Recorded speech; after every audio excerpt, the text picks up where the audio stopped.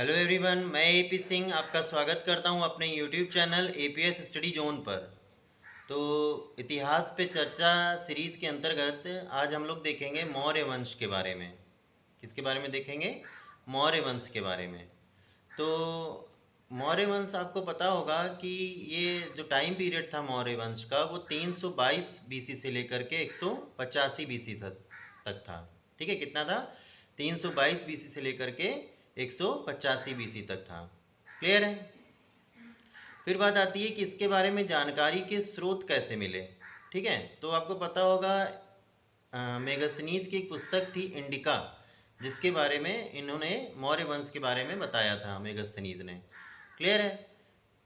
फिर ऐसे देख सकते हैं चंद्रगुप्त मौर्य के बारे में ही एक पुस्तक के टाइम पीरियड में जो उनके कह सकते हैं मंत्री थे या जो उनके सलाहकार थे चाणक्य, उनकी एक पुस्तक थी अर्थशास्त्र। ठीक है, कौन सी पुस्तक थी? अर्थशास्त्र, जो कि राजनीतिक शास्त्र पर या राजनीतिक शास्त्र जो था उस पर आधारित थी। क्लियर है? तो उसमें भी मौर्य वंश के बारे में जानकारी दी गई है। ठीक है, यानी आप देख सकते हैं कि मेगास्थनीज की जो इंडिका पुस्तक थी उससे मौर्य वंश के बारे में जानकारी मिल सकती है। ठीक है, और अर्थशास्त्र जो पुस्तक थी चाणक्य की, उसके उसमें भी हम लोग जान सकते हैं मौर्य वंश के बारे में। ठीक है, हालांकि वो पुस्तक जो थी वो राजनीति शास्त्र पर आधारित थी। क्लियर है? तो ये थोड़ा सा हम लोग ध्यान रख सकते हैं। ठीक, अब बात आती है कि जो मौर्य वंश का संस्थापक था वो था कौन? तो चंद्रगुप्त मौर्य थे। कौन थे मौर्य वंश के संस्थापक? तो चंद्रगुप्त मौर्य। क्लियर है? ये चीज़ थोड़ा सा ध्यान रख सकते हैं। ठीक है, चंद्रगुप्त मौर्य जब शासक बने थे तो उससे पहले वहाँ पर आपको पता होगा कि जो घनानंद था उसका शासन चल रहा था। तो घनानंद को ही पराजित करके चंद्रगुप्त मौर्य ने क्या किया था? मौर्य साम्राज्य की नींव डाली थी या मौर्य साम्राज्य की स्थापना की थी। ठीक है, हालांकि इनकी मौर्य साम्राज्य की स्थापना में चाणक्य का बहुत ज़्यादा योगदान है। ठीक है, चाणक्य ने ही क्या किया था कि चंद्रगुप्त मौर्य को सम्राट बनाने में बहुत बड़ी भूमिका अदा की थी। क्लियर है? तो ये चीज़ ध्यान रख सकते हैं। फिर आ जाता है आपका क्या कि चंद्रगुप्त मौर्य जो थे इनके बाद अगर देखा जाए कौन शासक बना था तो बिंदुसार था। ठीक है, मौर्य वंश जैसे धीरे धीरे आगे बढ़ता गया उसमें फिर मौर्य वंश के चंद्रगुप्त मौर्य के बाद जो शासक आए उसमें मुख्य शासक हम देखा जाए तो बिंदुसार थे। ठीक है, बिंदुसार जो थे इनके बाद भी अगर शासक देखा जाए तो ये आए कौन? बिंदुसार के बाद आए अशोक, जिनको अशोक महान के नाम से भी जाना जाता है। क्लियर है? अशोक का आपको पता होगा कि अशोक का जो महान लगाया जाता है उसमें एक भी कह सकते हैं कि उस वो पहले जो था बहुत क्रूर शासक हुआ करता था। वो तो जब 261 बीसी में क्या हुआ कि कलिंग का जो युद्ध हुआ था उसके बाद उसने क्या किया कि धम्म का मार्ग चुन लिया। यानी उसने कहा क्या कि भेरी घोष की जगह धम्म घोष पर शासन होगा। भेरी घोष क्या होता था? तलवार के बल पर किया जाने वाला शासन, और उसको उसने परिवर्तित करके कर दिया धम्म घोष, यानी धर्म के बल पर किया जाने वाला शासन। यानी धर्म के द्वारा जो शासन किया जाएगा उसको धम्म घोष कहा, जिसके मार्ग पर अशोक ने चलना प्रारंभ किया था।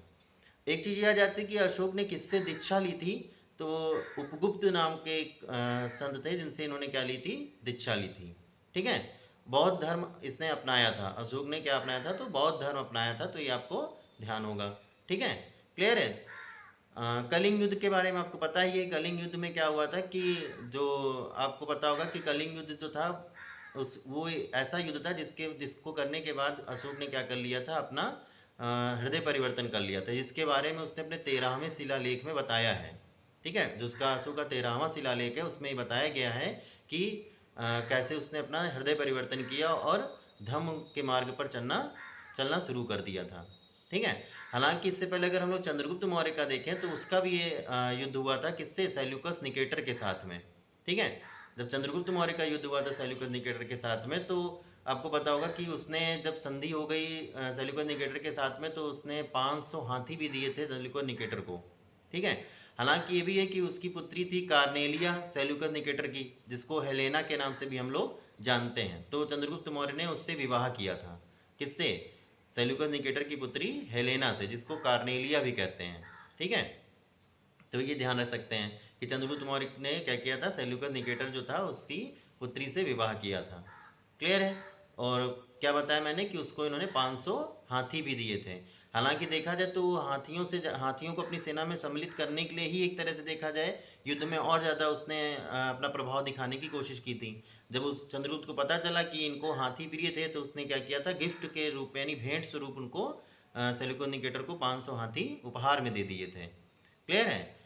तो ये चीज़ थोड़ा ध्यान रखते हैं। अच्छा, फिर बात करते हैं कि अशोक पर हम लोग बात कर रहे थे, तो अशोक का क्या बताया कि अशोक ने क्या हुआ एक बार कि आपको पता होगा कि उनके पिता ने जम्मू कश्मीर के जो एरिया था तक्षशिला वाला, वहाँ पर भेजा था जो वहाँ का उपद्रव था उसको शांत करने के लिए।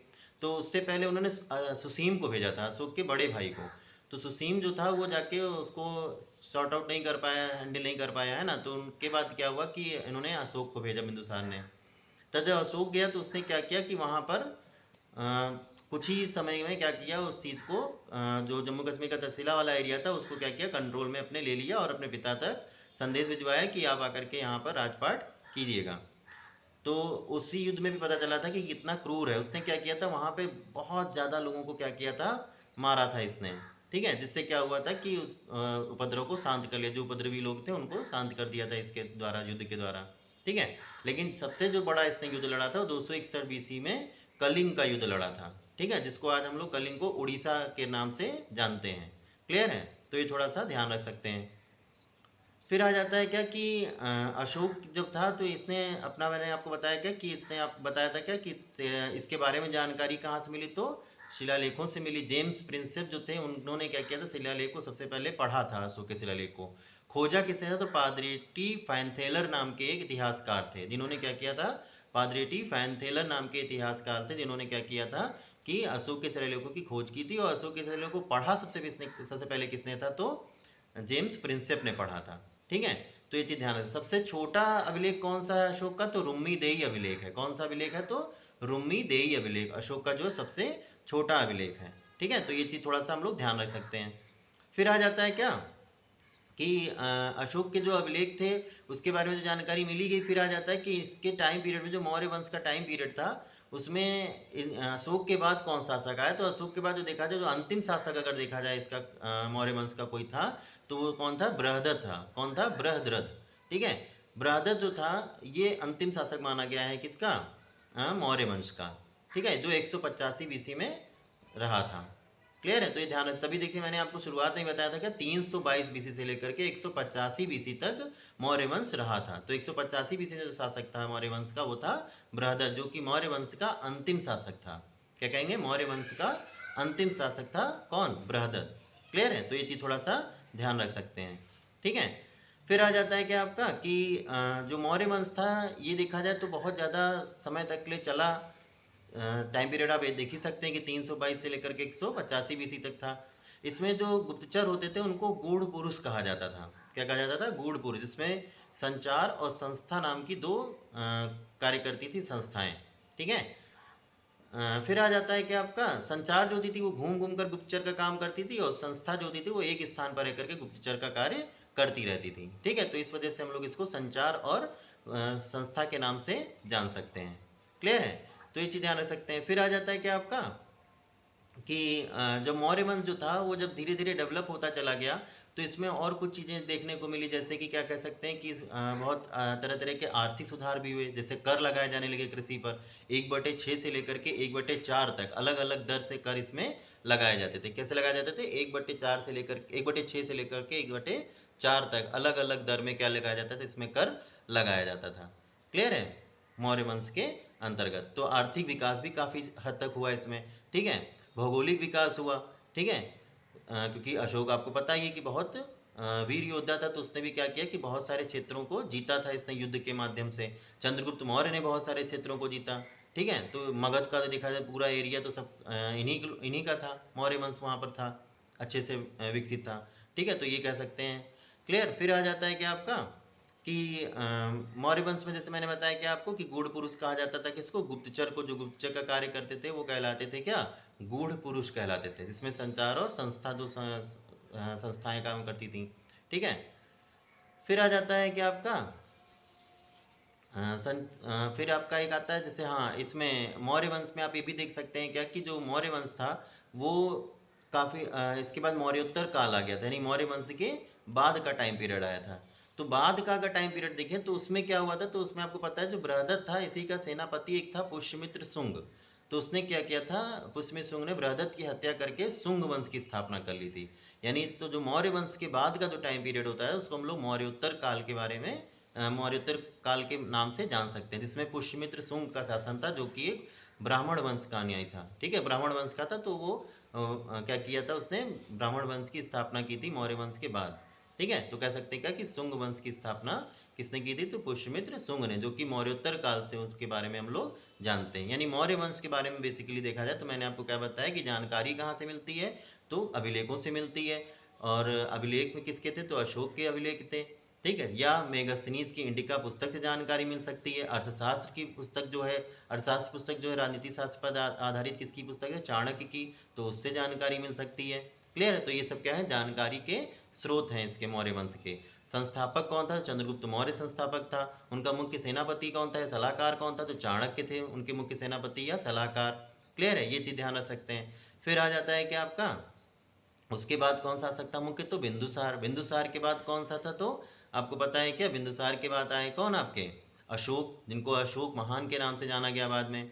ठीक है, फिर उसके बाद बृहदत्त। बृहदत्त जो था चंद्रगुप्त जो मौर्य साम्राज्य था, मौर्य साम्राज्य का अंतिम शासक था, जिसकी हत्या पुष्यमित्र शुंग ने करके क्या किया था, शुंग वंश की स्थापना कर दी थी। क्लियर है, तो इस तरह से हम लोग मौर्य वंश के बारे में थोड़ी सी आज जानकारी हासिल कर सके।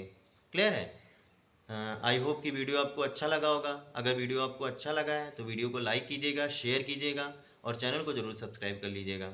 Thank you.